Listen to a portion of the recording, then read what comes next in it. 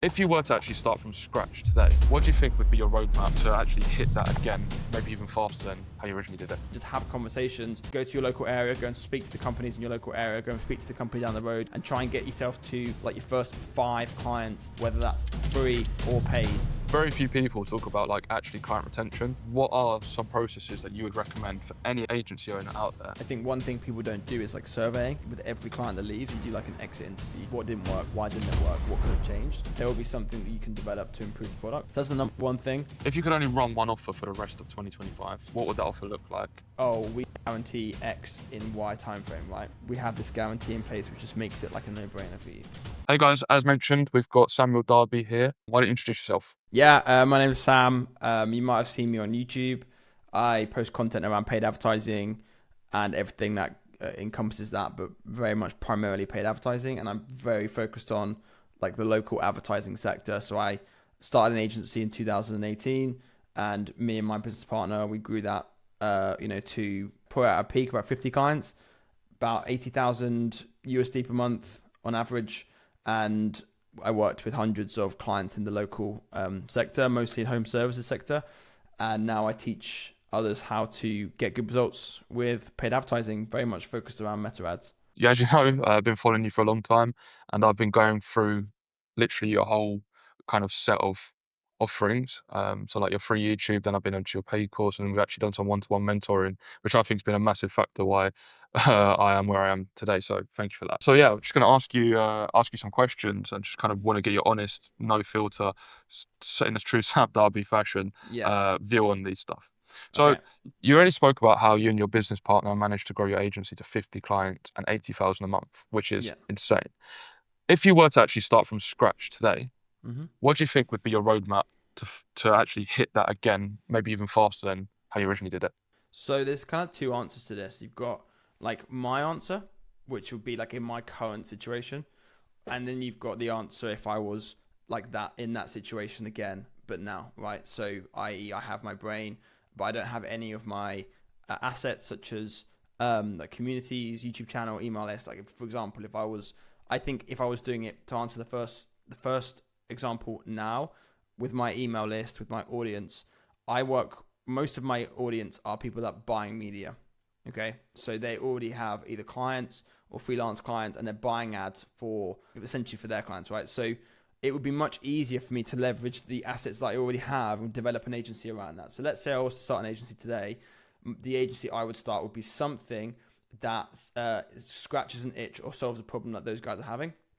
So it would probably be some form of design agency, some form of funnel building agency, or some form of fractional agency whereby we're like an ad agency that helps them support their clients, right? That would be what I would do. And off the top of my, I even thought about this before.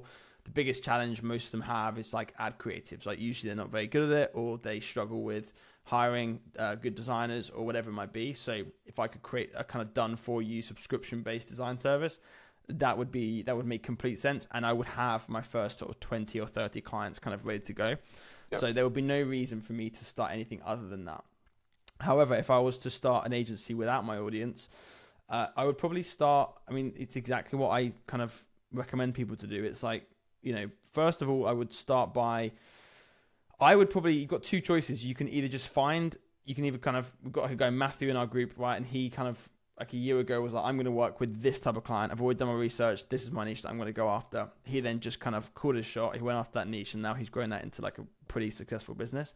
So you got that option, or option two is to kind of leave yourself relatively open. So if you're kind of lacking the skills or knowledge, you want to just, the easiest thing you can do, honestly, is just find people that you know through friends or families who run businesses.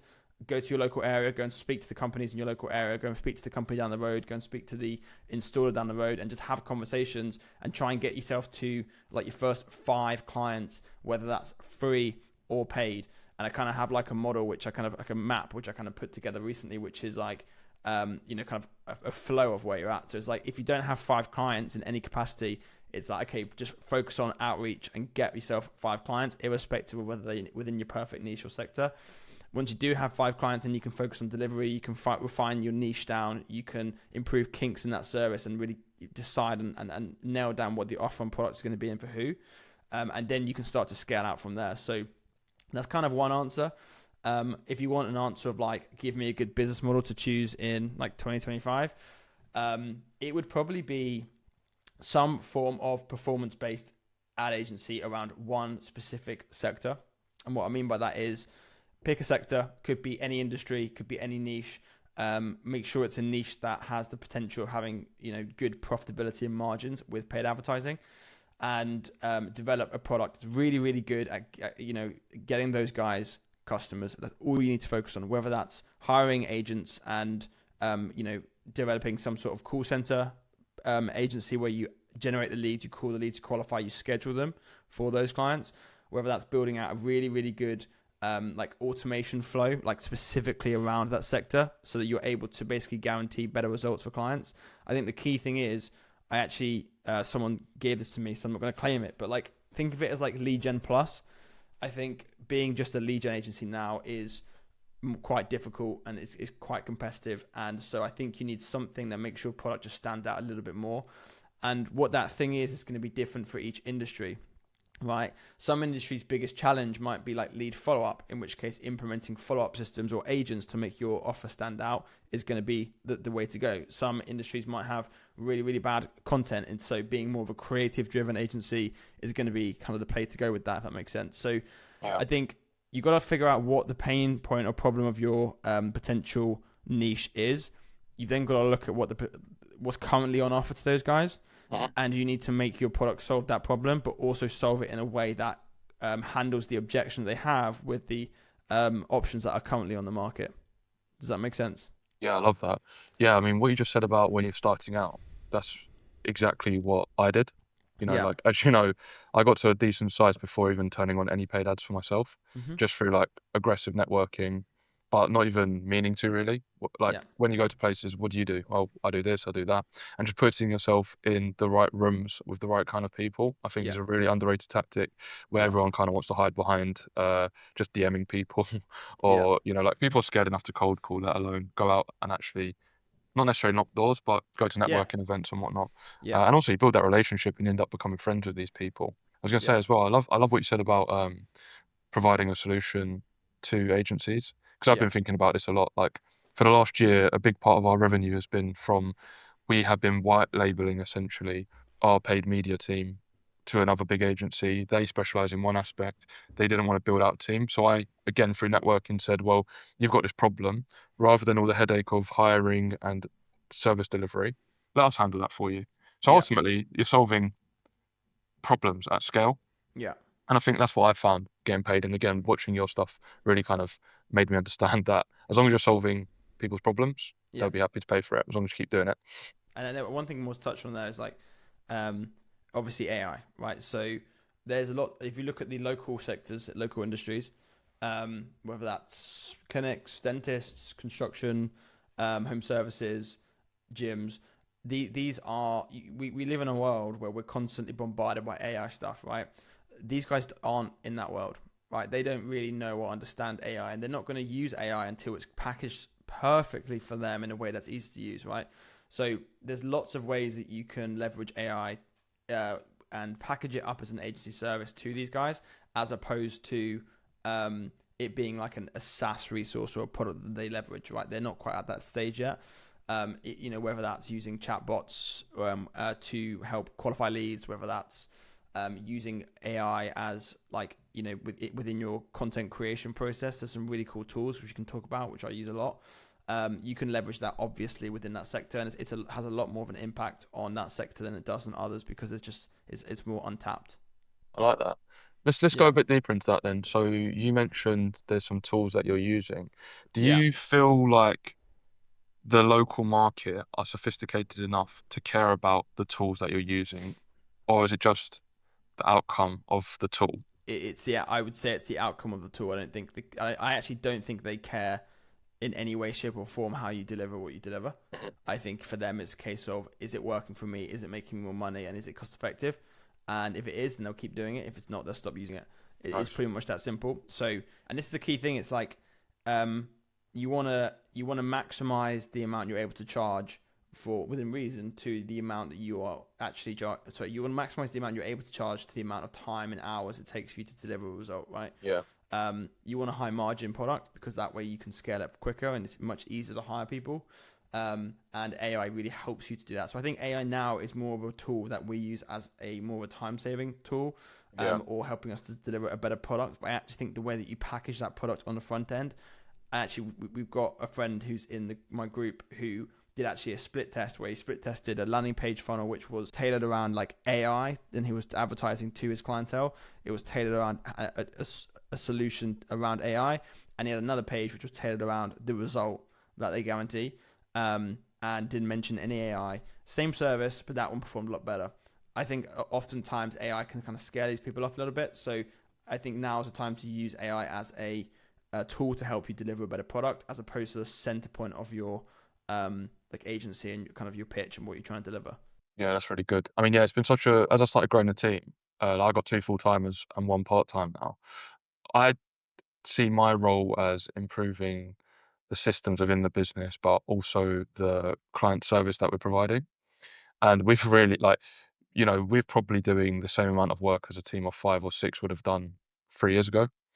And, like, there's 2 things that I've really, like, blown my mind. I've got a really good friend of mine who's gone really deep in AI, so he's kind of keeping me on the pulse really, really at a really good rate. But, for example, he told me about this thing where, like Fathom or any sort of note taker, he'll have a call with a client, he'll take the transcript, and then he'll give it to Gamma. Have you used Gamma before? Yeah, Yeah, he'll use Gamma yeah, AI to then create a pitch deck that's yeah. exactly the call they've just had. So you're doing personalization That's at cool. scale. Yeah, so That's cool. within 15 minutes, or probably like 2 minutes really, obviously after a few edits and whatnot, he can then Yeah, go back to that client with a fully bespoke service. Once you build some prompts as well, saying this is exactly your problem, this is our solution based on previous information it's given it. It's just yeah. fantastic. You just got to really think. The skill's going to be how to use AI, not using AI. Because Right, exactly. You've now got to people, overuse it massively, I think. I was going to say, now people's thoughts are just becoming Yeah, AI based because they're just too yeah. lazy to put any extra legwork into it. I mean, I'll give you a use case. Let's say your client you've generated 400 leads for your client, right? And they've called every single one of those leads, and you have all of those calls recorded within your software, for example, within Go High Level. You can export all of those transcripts.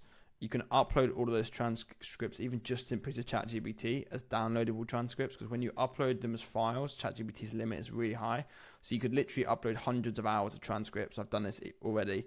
You can ask ChatGPT to then put together some form of sales process, or even like a most common FAQs or most common objections. You can upload that into some form of chat widget or chatbot, and that can do a lot of the heavy lifting for you. Or you can even put together like the perfect sales pitch, the perfect sales process. You can script that. You can give that to your client. Like you can use it in ways now which is massively time saving, but also the client would never have any idea that you necessarily did that, or you could just explain. It's so easy to explain how that helps them.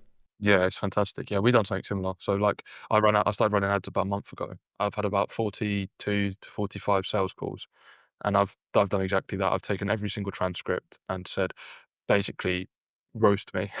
Tell me what I did. Tell me what I did good. Tell me what I did bad. And it does give you data points, but it's just how we're going to use the data points. I love that about making FAQs or a chatbot. Though. That's really clever. And you can even use it to, you can even do things such as taking, if a company's got reviews, you can take all those reviews, you can throw them all into ChatGPT, or you can take, if they've got a community post board or they've got emails they get from customers, you can take all of that content, you can put it into an AI prompt, and you can ask it to write you a landing page script, or you can ask it to write you a video, like 5 video ad scripts. So like in those ways, I'm working at the moment actually, kind of talking about this. Like you sent me that resource, which is awesome, that tool. I'm working at the moment on trying to build out more of like a flow. So I give people the tools they need to, you know, rather than you having to write all this stuff yourself, give me these things, pop those into this machine, and then let's use this machine to our advantage to help us get ideas. Because sometimes we just need that like kickstart to get things rolling. And that's where AI is really great. So when you're sat there trying to think of ad creatives, why not just use it to as like a prompting tool, as an ideas tool? Like, okay, just give me, here's like a bunch of information. Give me like 5 concepts, ideas that you can come up. And then what I also like to do is to like take that and then combine that with resource. So for example, I might say, I might upload, I don't know, I might give it a bunch of example ads, or I might give it, for example, a like I might take PDFs of some of my favorite like advertising books and upload those as well, and say like, please utilize utilize this customer profile and utilize like tools and strategies taken from these resources, and like give me X. That was Great. like X plus Y equals Z or whatever it is. Yeah, yeah, yeah. So that's another great way of using it. Nice. Yeah, I've built in our dashboard. I built like a whole operating system for the agency in Notion. And one section is just resources, and under that resource is literally just a load of prompts. Like I've taken Alex Hormozy's $100 million offers and turned it into a prompt. So that's straight away now part of when we take on a new client, help us answer these questions, and now we've just articulated your service or product into an offer, into like a two-line offer using obviously some of the best frameworks in the world. So yeah, I think even that, like being organized and creative with the way that you use these things will just, I think obviously for agencies, the way we look at things, but any business, like you and I could take a local business with what we know about AI and probably add so much implementation, which I think is going to become a buzz though, but it's a great thing to look at. That's really cool. That's really, really cool. So have you had a chance to use Poppy? Not yet, no. It's one of those things that's on my like top of my like big tasks list where I want to take like a whole day and like dedicate it to just that.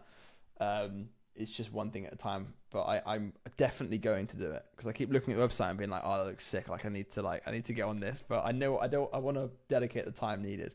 Yeah, no, definitely. That's fantastic. You know, there's like a lot of hype as well nowadays, just around like posting content. Do you think to build a successful agency, to scale it to like the levels that you previously did, do you think you need to build a personal brand? Because obviously you mentioned about now that you've got your brand, you can literally just turn on basically a tap into a completely new business model. Do you think it's important for people like myself to really focus on building a personal brand? No, but I think there's two characteristics around running a successful business. There's a book called Rocket Fuel, which talks about like visionary integrator relationships. So if we take, for example, one of my group members, Matt, he is relatively good operationally, I would say, but nothing spectacular. I think he'd probably say the same. But he's extremely great at networking. He's extremely good on social media. And so he's built a kind of micro personal brand. He's become what kind of is called like a KPI, or like a key person of influence, which is a book by Daniel Priestley.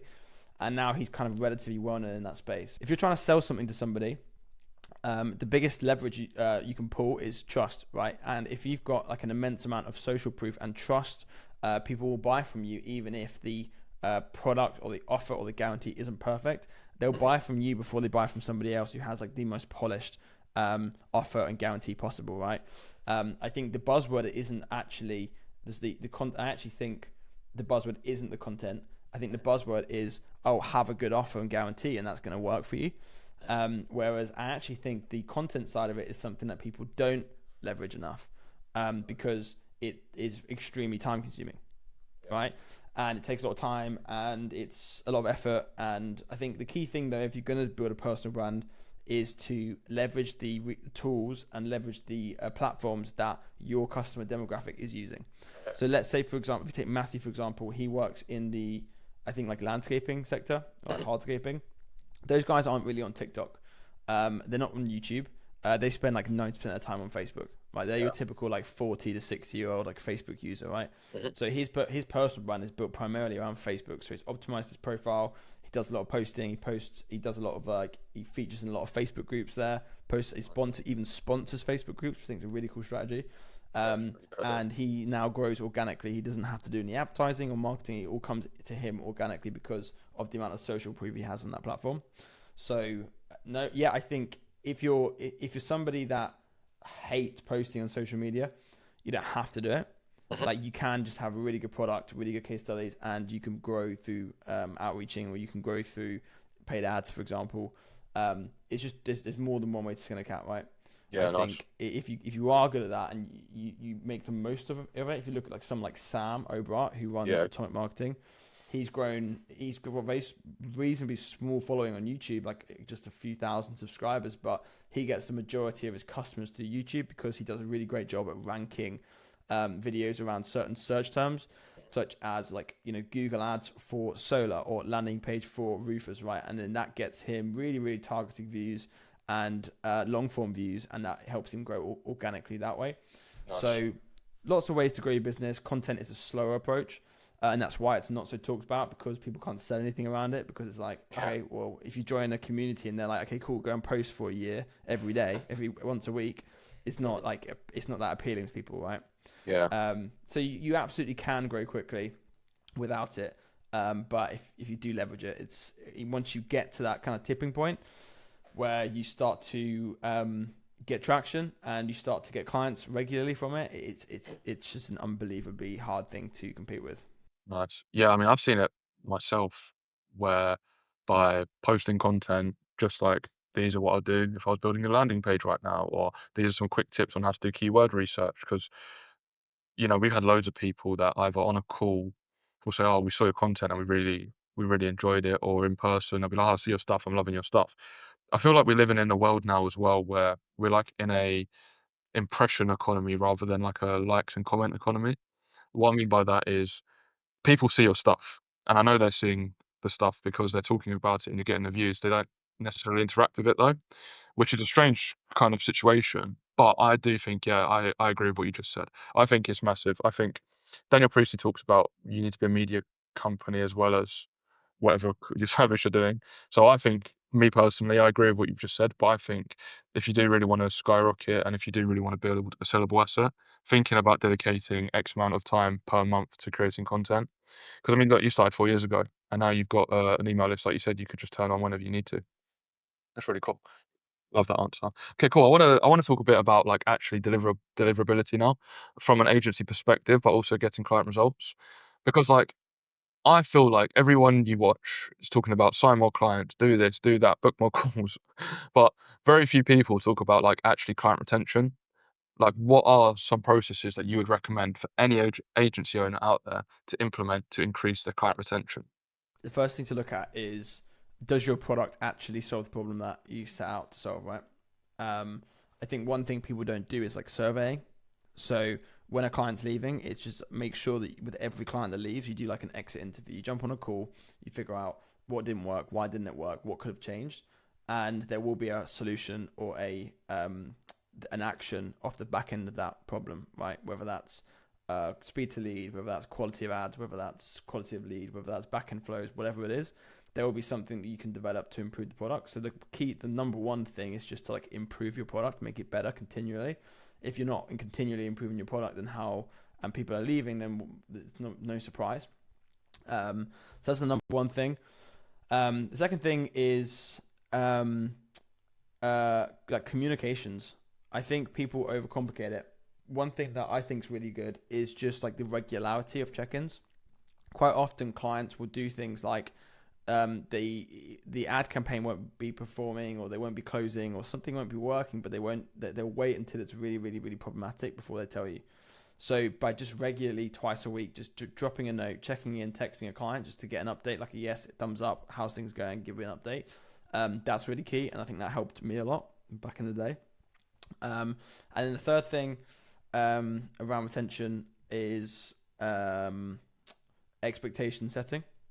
So being really crystal, like what people do is they really really push, they get their absolute best case scenarios and they push that as an advertising tool, and that's great. But when it comes to your pitch and your deck and how you then close those clients, you really need to be setting those expectations crystal clear, like setting like targets, setting roadmaps, and like, at this point it'd be great if we could achieve X, and at this point it'd be great if we could achieve Y.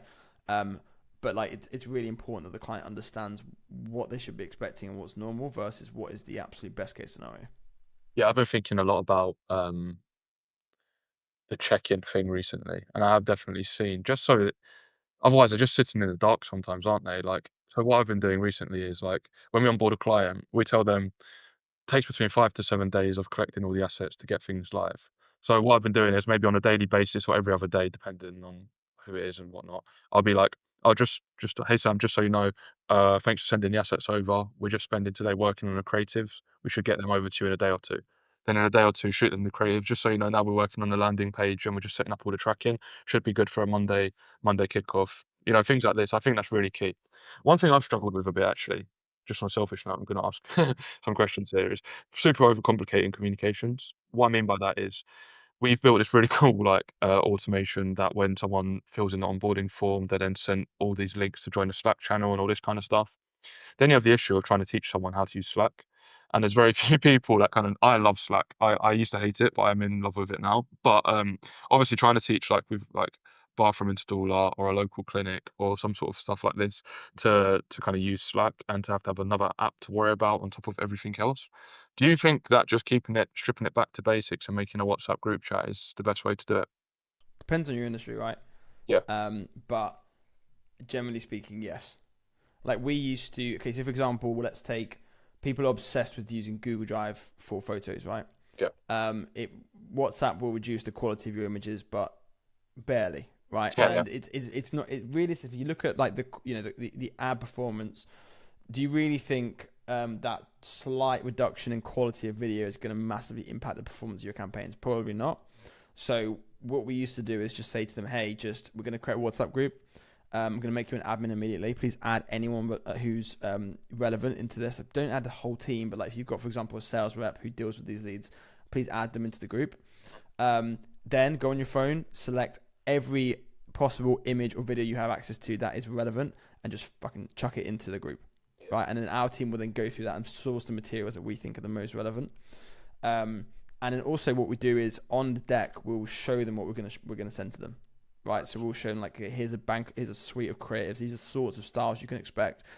Otherwise, what happens is sometimes they say, "Oh, the client was expecting something different," or the client was underwhelmed with the creatives, or whatever it is. Show them the process in place, show them how it works, and make it easy. Ideally, what you want to do is if your onboarding process can be one 30-minute call, and that's it. Right, you get everything you need from them. You've got access to everything you need. You've got the account set up. Access is done.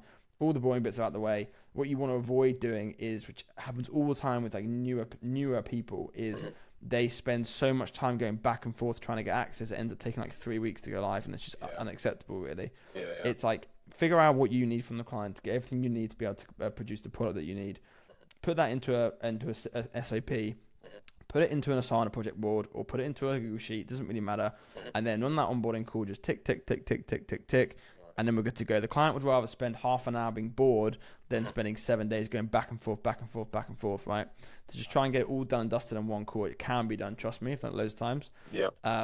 Just keeping things simple, but ultimately try and keep things simple as possible. Yeah, no, I agree with that. Like, that's what I've been doing as well now. Like, I know I need access to your Meta. This is how we're going to do it. We jump on a call. I know I need access to your Google Ads. This is how we do it. The only thing we are struggling a bit with is like domains when we're doing subdomains and whatnot for like landing pages. But that is just because the nature of the beast. Most people don't even know. When I say what's your domain, people keep sending me their website login details. I'm like, that's not your domain.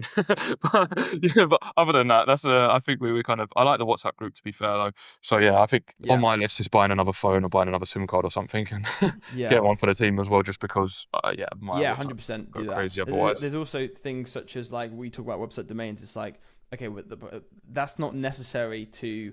It's not going to stop any progress on developing the campaign, right? You're right. It's like you can say to the client, like you have like 3 days to sort this out. So Yeah. chill out. Like just send it to your developer. Here's the instructional document. Have a PDF. Yeah, yeah, That explains it clearly. Just all you got to do is send this to your developer yeah, or whoever built your website, yeah, and then we can check if it's been done on our side.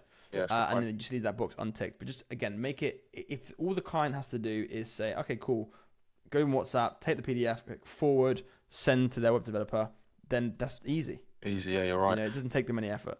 Yeah, it could just be a quick Loom video recording as well. Like, hey, this is what you need to do. Follow this. Simple. Yeah, Loom Yeah, video or even just a PDF. yeah, yeah, yeah. It's true. Go here, put this here, put that there, put that there. Super easy. Nice. That's really good. Love that. Yeah, Cool. And you said you scaled up to like 50 clients at one point, right? yeah, It's a lot of clients, yeah, a lot of different headaches, I'm sure. For yeah. someone running that many clients, how do you manage quality control across the accounts? You need to have CSMs, which is like customer success managers. They don't have to be like UK or US based necessarily, but they have to have good English skills. And the key thing about those guys is that they have really good communication skills. They're essentially salespeople, but they're just not closers, right? Having a CSM, one CSM can manage 25 client relationships easy, right? They're not, they may be doing 3 calls a day, 4 calls a day, and then otherwise it's communicating with them, communicating to the media buyer, whatever they need to be doing. But just having somebody there available. The worst thing to do is to have clients sending messages, it taking 72 hours to get back to that client. That's what you want to avoid. You really want it to be, if they message between the hours of 8 a.m. and 6 p.m., they get like a 10-minute response. Like that's the most important thing. In terms of like from a back end perspective, like the result side of it, it's just having really good reporting, right? And like reports, I don't mean like stuff you can send your client. I mean like, do you have one place you can go and look and just get a really good visual of how everything's doing? Aaron, who, as you know, Aaron Darjan, does this really well. Like he runs a call center, and he also runs a call center like community of other people who also have call centers, right? So he has a really great dashboard which will tell him across his whole suite of clients what's the average call speed to lead, what's the average, so and so, and then if he wants to, he can then click into it and go in depth on each client and see that, right? So you want an overall perspective, because KPIs, the other usage of the word KPI, which is key performance indicator, right? There will be certain KPIs that if you hit those KPIs, your business will grow. So for example, ultimately it's just new business, retained business, right? Those are the 2 stats that make the most difference. But then you've also got within retained business, you've got what's our average speed to lead, what's our average booking rate, what's our average lead cost. All of these things matter. And if you just say, okay, if I can keep my lead cost under £20 average, I can keep my booking rate over 40% average, and I can keep my conversion rate to 10% average across the board, and I know my business will grow, my clients will succeed on a general basis. If my overall stat is that, then you need a way of being able to visualize that at any one time. At least once a week, you need to be able to see that, right in front of you. And then if something's not quite right, you can go in, you can see it from a client perspective, where we're struggling from each of those. And then the last thing I'll say on it is just having good processes in place. So like, honestly, like template as much as you can, right? If there's a process you follow, if there's ad creatives that work, template those, replicate those. And ideally, if you want to keep your clients as similar as possible, because if you're working in, let's take the clinic, like with dentists, for example, right? There will be processes that will work with all of them, right? And so you want to template those and make it as easy as possible to implement and fulfill for each client. Love it. I mean, it kind of segues really nicely into what I wanted to be my next question, which is there a single system or KPI that you look at on a daily basis to see how healthy your client campaigns actually are? I know you spoke about understanding all of them as like a bird's eye view, but what do you think is like the single one that shows really how healthy your client campaigns are? Because you hear a lot of different things: click-through rate, booking rate, this rate. What do you think would be best? The answer would be whichever statistic you have control over. So, for example, if you're an appointment agency and you generate appointments for those clients, it would be booking rate or cost per appointment from a client perspective. If your client updates their sales sheets and you're able to track the performance of those leads, it would be cost per sale, or it would be overall client ROI. Those are the most important stats. Other than that, lead cost is important, but it's not. It's not. What I'm finding is the more we progress, the further down the funnel we're kind of responsible for. Whereas like 15, 20 years ago, it would have been like impressions, then it became like clicks, then it became leads, and now it's more become like bookings and schedules, and eventually it's going to become like customers, like how many customers can we get you, and being able to track all that data. So, ultimately it's just, it's cost per customer. Ultimately, if you're in the kind of lead gen space, and then one up from that, it would be like cost per schedule or cost per booked consultation. I like that. That's really good. Yeah. Perfect. Cool. Cool. So just another kind of question on like the agency sphere as in general, like running and scaling agencies. Yeah. I think you kind of mentioned this at the start, but if you could only run one offer for the rest of 2025 to land clients, get them results, what would that Yeah. offer look like and why? Do you mean like an offer in terms of we guarantee X in Y time frame, that kind of thing? Yeah, that's how you'd think it'd be best Well, that's the thing, articulated. because I actually made a module on offers yesterday, and like I kind of see offers as more than just like your guarantees. Like the way I see it, and I think actually a lot of people make this mistake, is Mhm. they view their offer as, oh, we guarantee X in Y time frame, right? And Mhm. to me, that's just one that for me is just the icing on the cake that gets somebody to take action. So I would want my overall kind of like positioning to be really focused around, what I'm delivering for those clients, like what my agency's focused around, my trust, my case studies, my build up to that point, and then when the client is ready to buy, they're already kind of bought into whatever product or service it is that you're offering, and then they see that you have some sort of offer or guarantee there, and it just gets them over the line. Does that make sense? Yeah, So I'm yeah, for much more sure. focused on. I would like my sales and my marketing to be more so focused on, hey, look at what we've done, look at what we can help you achieve. Mhm. Oh, and if you want to come on board, we have this guarantee in place, which just makes it like a no-brainer for you. Nice. So I think I like, yeah, I mean that kind of answers the question, I think. But like, Yeah, yeah. if there had to be one offer, it would be probably some form of, we'll get you X amount of sits or pitches Mhm. um, in Y time frame, Nice. Love it. and slap a price onto that. That makes sense. Yeah, nice. So Honestly, nothing more complicated than that.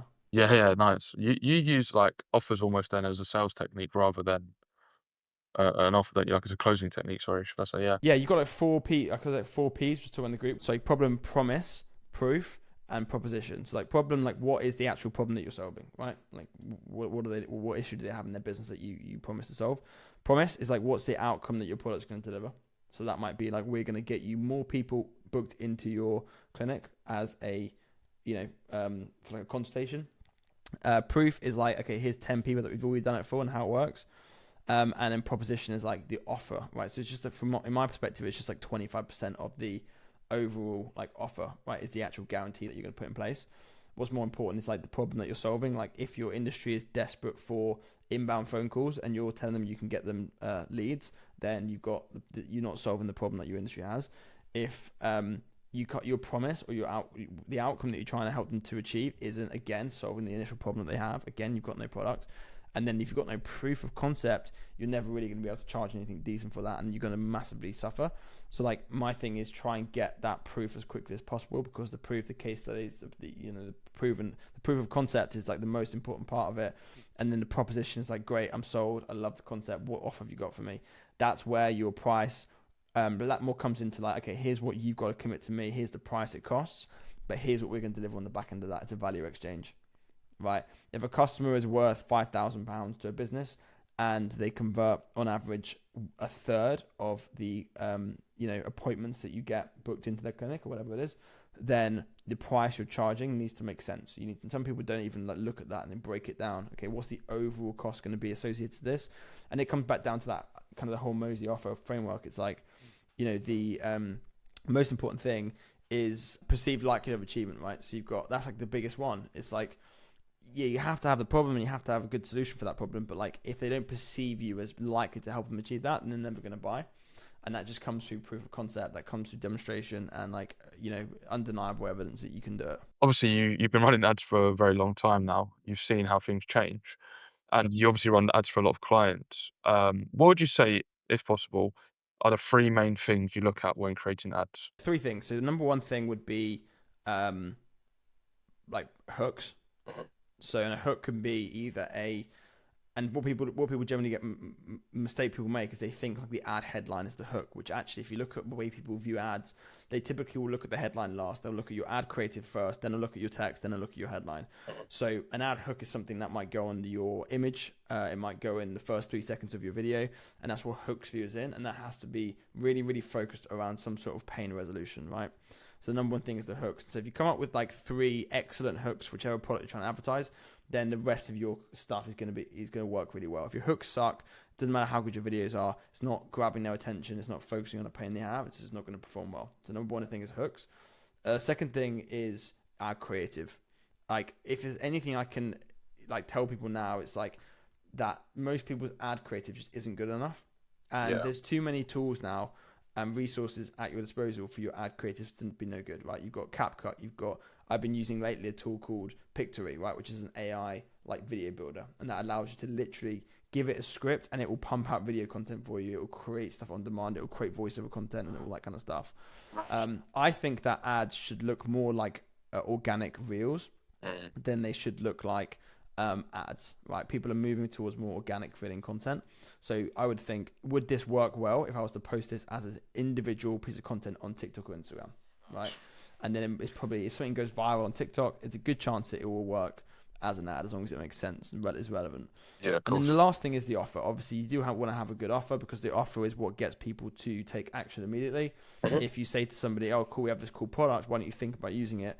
Versus we had this cool product. Oh, and if you take advantage now, then we're going to give you X, Y, and Z benefit, right? Having an offer, making that offer justified, the actual justification of the offer is most important because people put like they slap a discount on something but it doesn't mean anything. Mhm. It's like, why is there a discount? Like, what's the relevancy of the discount? Why am I getting it, and what's the urgency around it? Right. So yeah, it would be good hooks, strong ad creatives, and then an offer that works. Following on from, you mentioned how important creatives are. And I know we spoke about like meme creatives, and I'm not sure if you've seen the ads I'm running, but I'm doing like the Hormozy style falling off a stretcher or jumping out of nowhere, and people are loving it, and the hook rate's really, really good. But on that, are there any kind of creative trends you're seeing that are working right now, but most people might have not actually caught on to yet? Yeah. So, um, organic styles content, and what I mean by that is I was running some ads for my partner who runs a gym, and we used to typically run like images or like text-based ads, stuff like this, like these traditional ad styles. And then I opted for, instead of that, let's just test out some stuff that did well on her Instagram. So we went through the Instagram and looked at which reels performed well, and some of them were just like almost like irrelevant to the particular offer, but they were just like highly engaging, highly like uh, just well thought out videos, right, which would work well as organic posts. So I think kind of reverting back to more organic style advertising. So even for example, one strategy that I used a lot in the past and I think still works, seems to still work to this day, is using posts, like almost like a boosted post strategy, which is where you would post something like it's an organic post on your timeline, like your client's timeline. You would put a link in the description of that post in like the post text, and then you can take that post idea and you can run it as an ad. So it looks organic, it looks like a real post. It's come from that page, um, but it works really well, and you get a huge amount of engagement on it. Nice, yeah, we started doing that for a bathroom installer that we're running. We're running the static before and afters, free quote, all that kind of stuff. And my media buyer said, she was like, "He's got some really, really good videos on his Instagram. Should we just download those and try those?" We tried them. Literally, I'd say 70% of the traction is coming from those. And actually, she's doing the optimizations now to basically get rid of the statics and just try. Now we're going to split test lead form versus landing page, but just on the videos because they've been performed fantastic. Not even any text needed. It's just the guy opening the like even one of them, he's like in the reflection of the mirror just because he's just taking it on his phone. So when you're scrolling, you're gonna think that's just a normal post. That's a really cool bathroom if you're in another area and you happen to be looking for it. That's it. It's like if you think about it from a local ads perspective, it's like people who are local. As soon as they see an ad, they have their guard up. But if they see something that looks more like an organic post, people are supportive of people that are within the local community. All you got to do is look at a great place to look is to go into local Facebook groups and have a look at what sort of posts are trending and what sort of posts are doing well. And quite often it will be somebody shared a project that they've completed in the local area and it looks really cool and it gets high amounts of engagement, lots of likes, lots of comments. And that kind of content works really well as an ad. It looks organic, it feels organic, and it almost just looks like a local business has posted it on their page and they boosted it, and that's why they're seeing it. And so that kind of stuff still to this day works really well. Making me even think like going super, make it look even more organic, rather Yeah, than sending to a URL, send it to a DM. yeah, you can do that, and you can add like a little bot on the back of it as well. Yeah, yeah, yeah, that's really cool. Like you get a notification when it comes in, and they can Yeah, get a message that looks real, like hey name or hey Instagram account, whatever it is. yeah, Interesting things. Yeah, that's really nice. I like that a lot. yeah, Perfect. I mean, one more question I've really got, and it's something I sent you a screenshot of my team Slack channel this morning. yeah, I was on a team call and we're going through some creatives. I was like, guys, you need to just watch this and also watch this. And it was two of your yeah, YouTube videos. yeah, And one of them was the video you posted about how you're using things like ChatGPT to create image ads. And you yeah, mentioned the video ad software, which we'll talk about after. But yeah, how are you using ChatGPT for your ads other than this? I know people are probably just saying, write me copy, write me this, write me that. But yeah. talk to me how you actually tailor it, whether that's a prompt or contextual information you give it to actually get proper results rather than just brain dead chat GPT text. Yeah. So I um I don't typically use ChatGPT to sometimes it's quite useful like in that instance, if I see an ad design, I'm like, I really like that. I want to copy that a bit in my own style. Mhm. Within like 30 seconds, you can throw it into ChatGPT and it will replicate that with your own branding and your own images, and it works like a treat and it gets it exactly right. So for those Nice. instances, great. However, I use more kind of like essentially AI wrappers, like softwares to create ads, so such as like Pictory, or even things like, for example, 11 Labs, which is like essentially it's so cheap, right? It's like Mhm. $5 a month. Mhm. It's a voiceover tool, but what you can Nice. do is you can even use your client's own voice, Oh right? wow. So let's say, for example, you've got a client and you can get your client to, or you as a company owner, whoever, you can record one video ad, talking to the screen, reading a script for like 60 to 120 seconds, right? You can take that audio, you can upload that into 11 Labs, or even something like Pictory, or even something, even like a video AI tool. Like I can't think of one top of my head, but there's a Creatify, for example, Yeah. or Arcads, and you can create like dozens and dozens of variations of script, different hooks, different calls to actions, different offers, and what it and it sounds perfect, Wow. right? Like it's honestly like when you try and sync it to lips, it's not quite perfect. But if you, for example, can get a client to do an introduction on video, you can then, after that first 6 second hook, which is the client doing the introduction, you can do whatever you want with his voice. You can Nice. add B-roll, you can add his voice over different types of videos, you can, all sorts of stuff. So I see that being really cool if you're working with clients and you can get them to record snippets of audio. You Mhm. can take that audio, you can essentially turn that client into a content machine and get them to say whatever you want on camera, and AI is amazing for that. Wow. And Pictory, what it does is called Pictory.ai. Mhm. What that allows you to do is take that audio and upload a bunch of clips, which is one of the things that I struggled with before. Was that I would, editing content can be very time consuming. So you've got tools like Pictory or tools like CapCut where you can take your clips, you can chuck them into it, and you can say, hey, here's a track, here's a copyright free song, here's a Mhm. bunch of clips, here's the voiceover, compile all this together for me and make it sound good, look good, and fit with the music that you've uploaded, and it will kind of do that for you. Wow. Amazing. That's really, Yeah. really So cool. again, it's just taking that manual element and making it easier for yourself by using AI. Well, yeah, like you've almost just taken, as well from a logistic perspective, you just turned a really high level like creative in your team, and you've either reduced the number of employees you need, or you've just replaced a role that would cost you a few thousand a month to a few hundred a month in software costs. Because people look at that and think, oh, another software, $25, $50, $60, but then add it all up, and if you use it properly, you've just saved yourself hours and hours and hours of time. It's fantastic. It's given me a lot to think about in terms of deliverability. One thing I will say is, let's say somebody wants to get into marketing, right? They seem to think a lot of the time that um, it's easy and that you can just rely on some sort of system or some sort of business model that's going to work. So, for example, you look on YouTube, everyone's telling you to do SaaS or telling you to build sites or telling you to do chat widgets and all this kind of stuff. But I don't think anything beats just being really good at marketing. So, like, one of the things I recommend people to do is to go back and look at some of the books and some of the old school, like 60s, even 50s and 40s, like advertising resources, and digest those. Because although the way people digest information has changed, the psychology behind what works from an advertising perspective hasn't shifted that much. So I've got like scientific advertising, breakthrough advertising, like some Ogilvy books. I've got yeah, exactly. And like I'll frequently just go, if I can't find something to read, I'll frequently just go back and reread those books, because all the frameworks that it has, all the psychological elements, and even some of these old school ads, they work, and they worked back then. And if you took those and put them into today's format, they would work now too. So I think one thing people should do is go back, reread all that old stuff, and don't lose that kind of spark and energy for one to just be generally good at marketing and advertising. Love it. That's great advice. Before we finish up, Sam, really, really Yeah. appreciate your time. Is there anything you want to plug or say to everybody watching? Just my channel, YouTube. It's just youtube.com/ at the Samuel Darby. Or you just search my name, Samuel Darby, you find me. Other than that, that's it. Perfect, man. Really appreciate your time. Legend. Thanks so much.